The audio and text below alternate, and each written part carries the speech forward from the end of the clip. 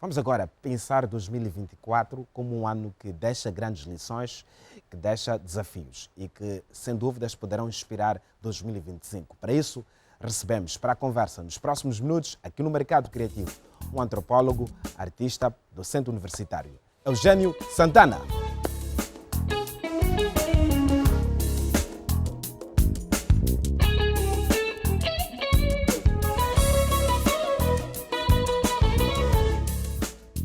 Professor, bem-vindo, boas entradas. Boas entradas, obrigado.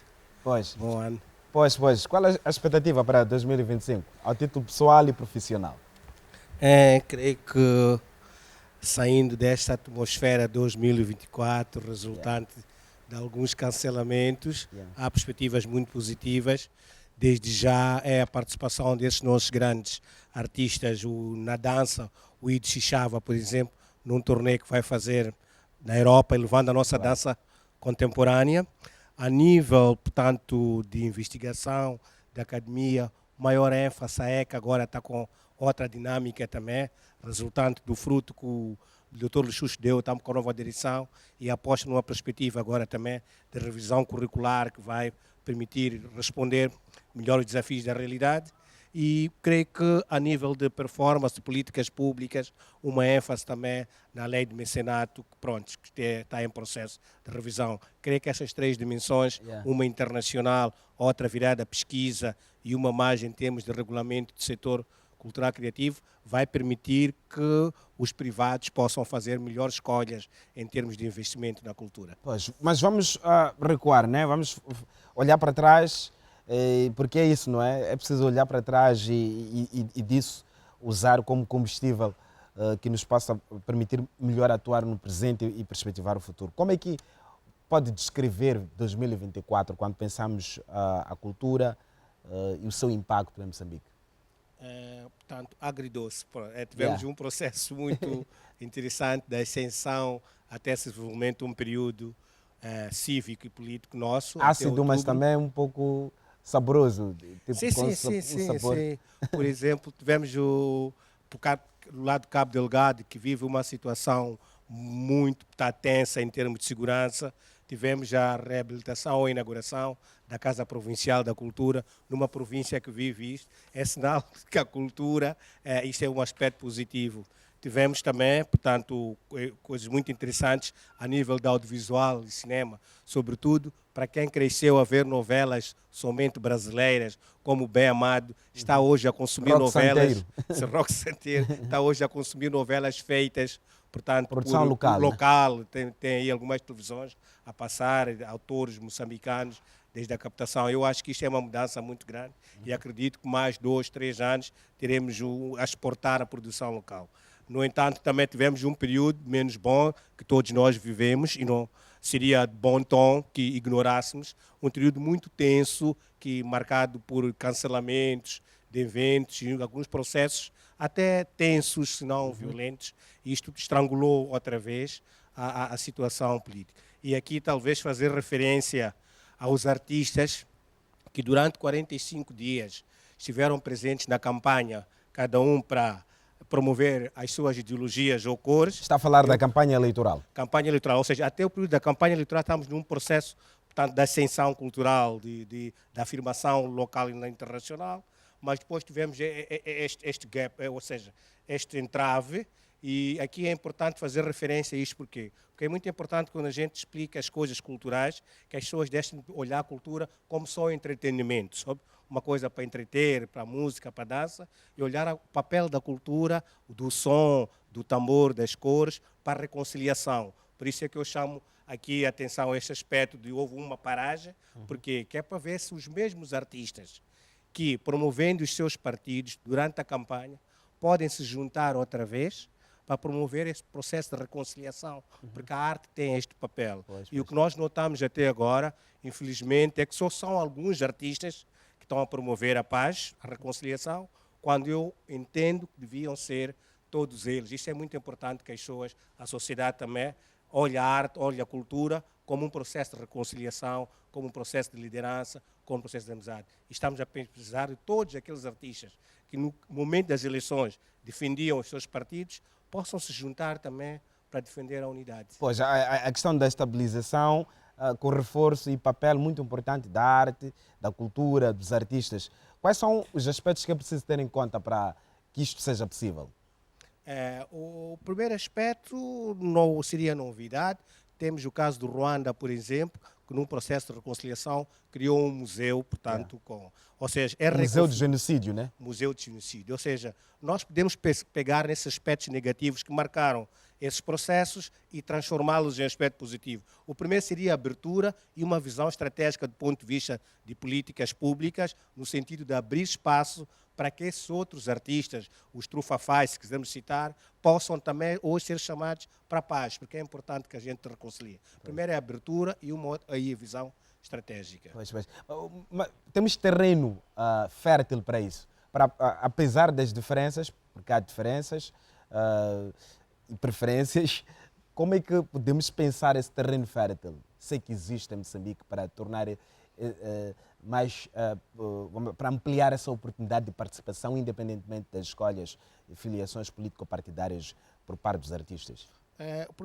O terreno fértil, pelo que estamos a ouvir de discursos, é o político. Todos políticos dizem que querem a paz, querem se reconciliar, todos não querem a violência. Todos moçambicanos. moçambicanos. Então, este é o primeiro aspecto. Temos que passar à prática. A prática seria convidar, não é? Elaborar um programa em que eles possam... Eu acho que é muito importante. Por quê? Porque desde a luta de libertação nacional, nós sempre tivemos canções que são da mobilização para a guerra, como Motoleiro, Waiaka, quer dizer, sempre tivemos, mas temos também ir resgatar as canções para a mobilização para a paz. Este é que é o nosso desafio agora. Agora, é possível porque as pessoas existem, a criatividade está lá, precisamos sair um pouco da caixa e olhar a cultura, como disse. É importante que olhe essa cultura não como entretenimento, a cultura como mediador da transformação, da reconciliação e desenvolvimento. Aliás, o que temos vindo a assistir um pouco é esta aposta muito frágil, até do setor privado, nas questões culturais, ou seja, culturalizar o desenvolvimento. Não basta desenvolver, é preciso que a lógica de desenvolvimento responda às práticas culturais das comunidades. Pois, e essa seria a minha próxima pergunta. Quais são essas abordagens, novas abordagens, que considera essenciais para integrar a cultura no desenvolvimento sustentável do país, não é? A olhar para os programas levados a cabo e chancelados pelo governo, mas também a pensar esse setor privado. Que novas abordagens Moçambique precisa de adotar para isso? Ok, nós temos que eliminar alguns mitos. O mito da tecnologia, o mito da infraestrutura, aquela ideia que se construíssemos 5, 6 prédios do Ministério da Cultura ou 100 estradas havíamos de desenvolver sem focar nas pessoas. Aliás, países desenvolvidos agora estão a proibir as crianças de usar tablets. Havia esse mito da tecnologia, usando as tecnologias nas escolas, temos que eliminar os mitos e começar a pensar na realidade. O que é que quer dizer isso? Começar a olhar nas práticas culturais daquelas comunidades e ver se não é momento de desenvolvermos onde estão os queimares, onde estão as total, a sazol, através... O que é que quer dizer com isso? Os ritos de iniciação, por exemplo, são uma prática cultural que deve fazer parte da responsabilidade social das unidades. Não é só a questão da estrada, porque depois de ter estrada e que as pessoas não tenham domínio da cultura, vamos criar sempre este déficit na questão humana, no recurso humano. A primeira aposta tem que ser a questão humana e a cultura tem um papel muito importante nisto. Pois, pensar cultura como uma ferramenta importante de negociação com as comunidades. É isso que De está negociação, a dizer? sim, é culturalizar o desenvolvimento. Nós precisamos desenvolver, mas nosso desenvolvimento não pode ser de copy-paste de realidades culturais externas e dizer que, olha, aqui vamos dar tablets e o ensino. É preciso ver quais são as práticas culturais daquelas comunidades, não é? Quando digo culturais, refiro os ritos de iniciação, refiro as normas. O modo de vida, né, das pessoas. Hábitos e costumes. Hábitos Nós, e quando costumes. falamos de cultura, parece que é música, canto e dança. Não, o modo de vida, né? O modo de vida. Está a perceber? E nós agora devíamos até pensar se não está na altura de darmos os prémios, os ritos de iniciação. E lá está a pergunta, né? O que se pensa que é desenvolvimento na ótica das comunidades? E isso tem uma dimensão de debate muito mais cultural do que necessariamente um desenvolvimento orientado exclusivamente para as infraestruturas. O que uma comunidade entende que é desenvolvimento e o que, por exemplo, as multinacionais acham que é desenvolvimento para aquelas comunidades. É disso que estamos a falar, prof. É isso. Então, a diferença é o seguinte. Há 3 lógicas no desenvolvimento, do ponto de vista cultural. A lógica do financiador, aquele que diz que, olha, eu até 2030 quero erradicar a pobreza e dou 100 milhões. Este é o financiador, a lógica dele. A lógica dos técnicos, as organizações, tanto de sociedade civil, se quisermos, nacionais e internacionais, cuja lógica é altruísta. Ele sempre pensa, eu vim ajudar. Depois tens a lógica da comunidade. O que é que eu ganho com isto? Quando vais fazer um programa, portanto, de sabão para a comunidade, a lógica da comunidade, o que é que eu ganho com isto? Mas o da sociedade civil, nós viemos ajudar. Mas Então, quem não disse tem que a lógica. comunidade quer sabão? É essa. A lógica não é mesmo. O que é que eu ganho com isso? Muitas das vezes, os projetos de desenvolvimento, e mais, muitas das vezes, esses projetos não partem de baixo para cima. Ou seja, se eu for à comunidade falar com um homem, ele até pode dizer, queremos energia. Sabes por quê? Porque ele não quer beber cerveja quente, quer beber cerveja gelada. Sim. Mas talvez falar com a mulher... Ou não a quer mulher... beber água quente também. Mas quando for a falar com a mulher, pode dizer que não, queremos um fontenário. Ou não. Então, as lógicas são diferentes. E nosso maior desafio é isto. Vamos desenvolver, sim, mas vamos culturalizar o desenvolvimento. Isto implica olhar a cultura nas várias perspectivas. Portanto, imagine, tu estás num distrito que tem a sua arquitetura. A arquitetura também é cultura. E chega lá, vais erguer um prédio, edifício grande, vertical, diz que isto aqui é um tribunal, por exemplo. E aquilo pode não refletir, do ponto de vista daquelas culturas, aquela arquitetura, e as pessoas não entrarem, porque aquilo não representa. É mais isso, quando falo de culturalizar o desenvolvimento, é olhar as lógicas locais, o pensamento local e avançarmos. Pois, nós temos muitos prémios em Moçambique, temos o Ngoma, temos o PREC, enfim. Qual é o papel dos prémios para o setor, para um melhor entendimento do papel do setor criativo, para um incentivo? Mas até para questões de saber perceber claramente quem está a fazer, que trabalho está a fazer, qual é o seu impacto. Como é que olha para o impacto dos prémios? Okay. Não só financeiro, sim. para quem ganha. Os prémios, na sua lógica, são um financiamento público de cultura. É uma forma de...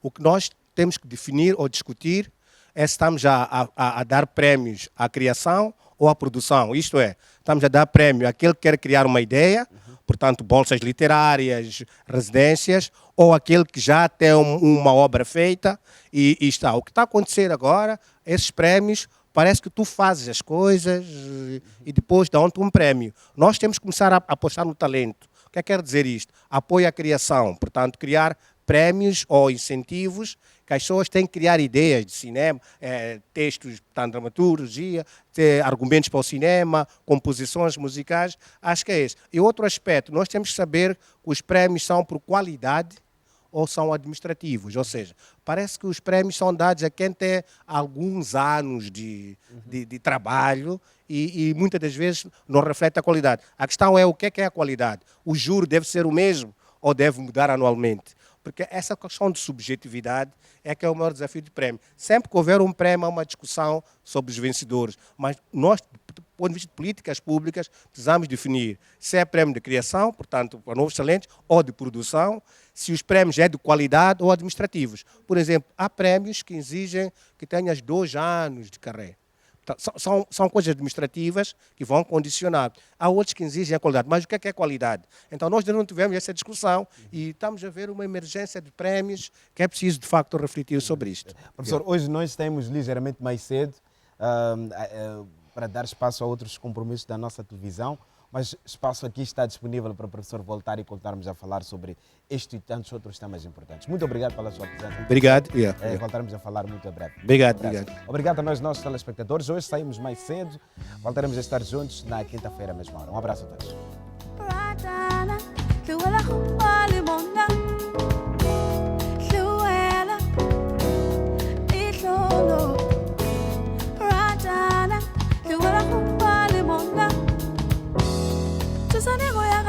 So